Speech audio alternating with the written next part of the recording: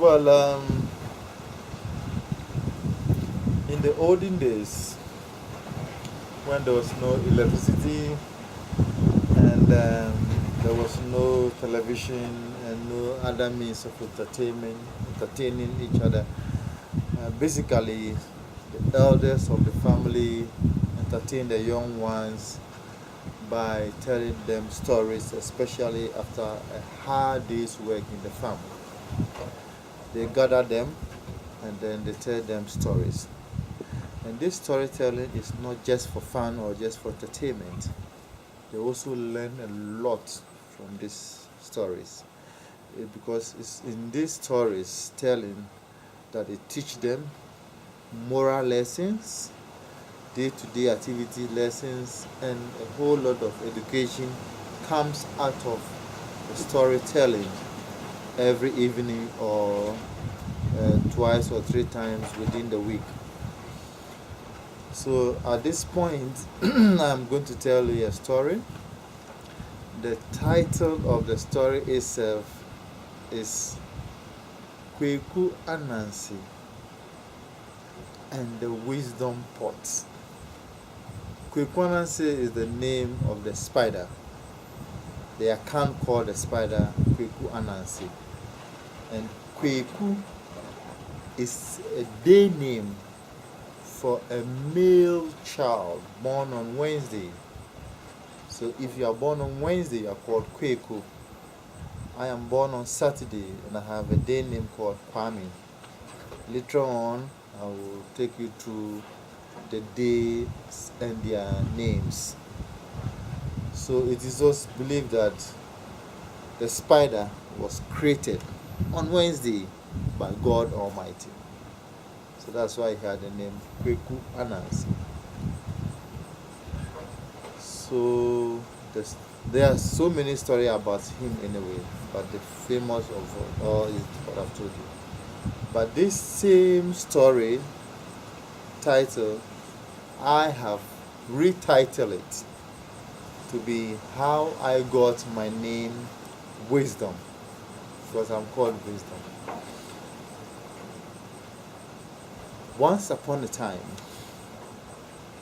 millions of years ago, and most often in many of our folk tales, they use the word once upon a time or millions of years ago so that you cannot challenge the storyteller. Because the thing happened millions of years ago and you shouldn't challenge, just accept it like that. So millions of years ago, there lived a spider in a little village. This spider has been thinking about how best he could be famous and also rich. He had been thinking about this for some time. Then one evening, after enjoying his wife's dinner, sitting in his lazy chair, smoking his pipe, thinking and thinking, then a brilliant idea came to him.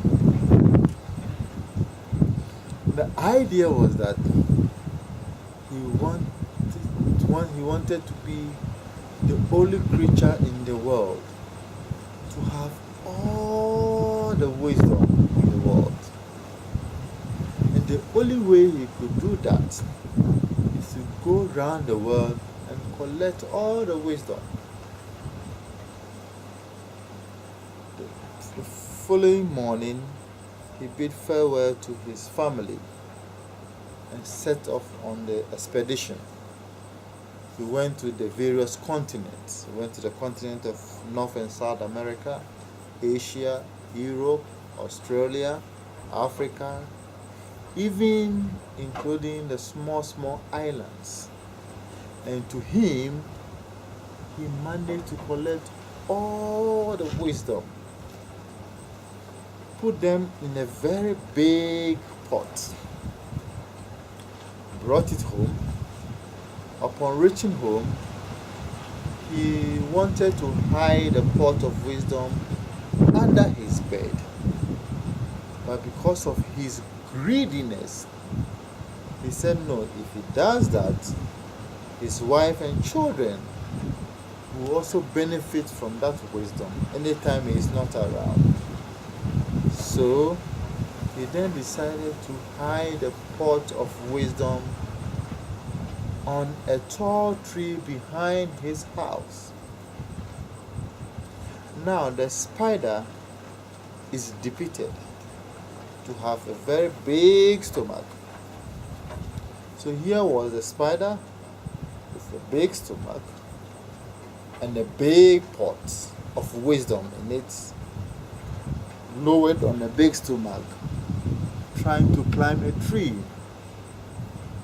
In the time he tries, he finds it very difficult. Whilst he was trying, his younger son was watching the father, finding it very difficult in climbing the tree. So he called to the father, Daddy, Daddy, looking at how big your stomach is, don't you think it would be wise enough, that's the word he used,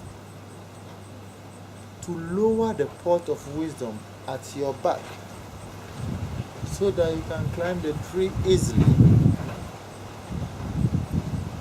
All of a sudden, Kekwanansi, the spider, paused for a while and said to himself, what? I have gone to the length and breadth of this world and have collected all the wisdom, but this little boy still has some wisdom in him. He got angry of himself and smashed the pot of wisdom on the ground. So instantly, all the wisdom started scattering. Some went back to their respective continents. So officially, that ends the story. But unofficially, or the second version of the story that have to do with my name, that I was very lucky that one of my millionth great-grandfather was in that particular village when the incident happened.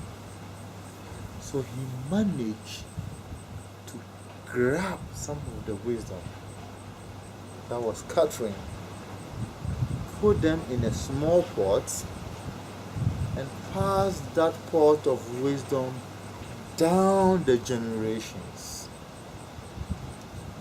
Then when I was born, probably I look like that great grandfather of mine, or I am, or I was the favorite son of my father. My father remembered that there was a pot of wisdom under the bed. So he went for it, opened it, and gave all that wisdom in the pot to me. So that is why I am called Wisdom. There was an instruction to that wisdom, and the instruction was that whoever gets the wisdom should not be greedy with the wisdom, just as the spider in the olden days was greedy with the wisdom. So I was warned never to be greedy with the wisdom given to me. That is why I always try to share my wisdom with you people and others who comes, by telling them this story and by telling them other stories about my country and about my people. So on this tour, I'll be telling you more about the country and about the culture and also about the socio-political history of this country. Thank you.